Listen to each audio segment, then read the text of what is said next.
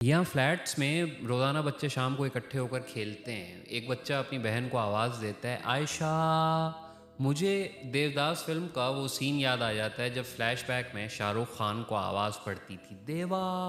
उस बच्चे की आवाज़ गूंजती है। चूँकि फ्लैट चारों तरफ है और बीच में वो कंपाउंड है, चिड़ियाँ, कौवे, मैना, कुछ गुमनाम परिंदे और वो सारे बच्चे जो नीचे खेल रहे होते हैं, असर के बाद से इस बात को यकीनी बनाने में लग जाते हैं कि अंधेरा पड़ने तक एक भी लम्हा ज़ाय ना हो। ये बड़ा अजीब सा वक्त है। अंधेरा पूरी तरह हुआ नहीं होता, रोशनी जा रही होती है। इस टाइम अगर आप गाड़ी चला रहे हैं तो हेडलाइट्स जलाने बुझाने से भी कोई फ़र्क नहीं पड़ता। ये कोई मखसूस किस्म का अंधेरा होता है, रोशनी प्रूफ थोड़े वक्त के लिए होता है, लेकिन अगर आप हाईवे पे हों तो इतनी देर में भी आंखें थका देता है ये अंधेरा। शाम को खुदा ने अगर दरख्तों का झुंड कहीं आसपास नसीब किया हुआ है तो वहाँ जाके देखें, अंधेरा फैलने से ऐन पहले चिड़ियाँ वो सारे दरख्त सर पे उठा लेती हैं और अंधेरा मुकम्मल होते ही ऐसी गुम जैसे कोई इस नाम का परिंदा ही नहीं था।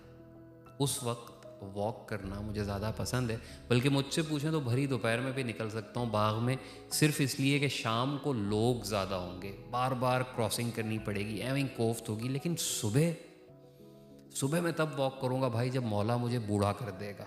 सुबह सवेरे की ऑक्सीजन पे मेरे ख़्याल में बुज़ुर्गों का हक़ ज़्यादा है, या उन लोगों का जिन्हें डॉक्टर नुस्खे पे लिख कर देता है कि भाई रोज़ाना सुबह 1 घंटे आपने चलना है वरना आपने चले जाना है। अला सुबह वैसे भी ट्रैक पे मजबूर और उदास चेहरे ज़्यादा होते हैं। दिन का आगाज़ ही एक दूसरे के डिप्रेशन भरे मुंह को देख के करना हो तो क्या फ़ायदा। उस बच्ची आयशा को अगर दिन में कोई आवाज़ पड़ जाए तो मैं बाकायदा घड़ी देखने लग जाता हूँ कि यार कहीं शाम तो नहीं हो गई। कभी कभार मैं छत पे चला जाता हूँ, नीचे देखता रहता हूँ उन बच्चों को खेलता हुआ, लेकिन वहाँ जाता कभी भी नहीं। बच्चे, चिड़ियाँ, दाना खाते कबूतर, नज़रें झुका के सड़क पे गुजरती लड़कियाँ, किसी वजह से शर्मिंदा कोई भी इंसान, उन सबको बस दूर से नज़र पड़ जाए तो ठीक, करीब से देखना भी शायद उन्हें परेशान करता होगा। मेरी शाम ऐसे ही शुरू हुआ करती थी। घर के अंदर शायद ही कोई शाम पड़ी हो। बाहर गली में रोज़ खेल रहा होता मैं और दादी की आवाज़ आती दरवाजे से, चंदा।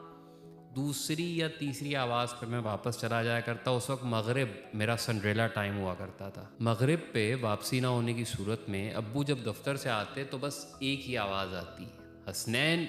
ये आवाज़ बस फिर गर्दन और एड़ियाँ सब कुछ घुमा देती। अब आज़ादी है, कोई आवाज़ नहीं पड़ती, लेकिन शाम के बाद अब बाहर निकलने का दिल भी नहीं चाहता। क्या करना है?